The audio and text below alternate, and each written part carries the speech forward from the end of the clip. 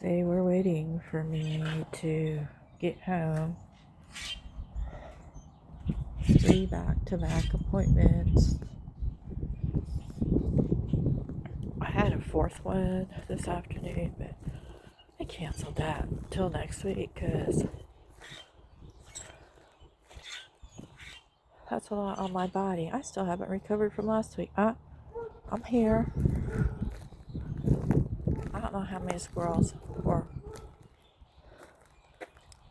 waiting for me. There, let's do this.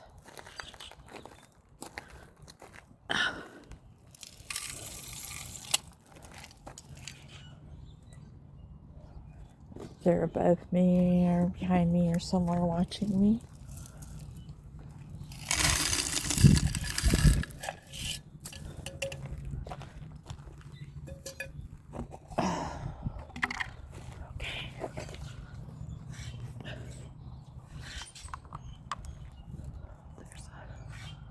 One over there.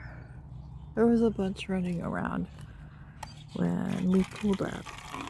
What is on the... Oh, there's a tree branch on the back of me. I thought maybe there was a squirrel or bird or something on me. But, now don't go across the street now. Okay.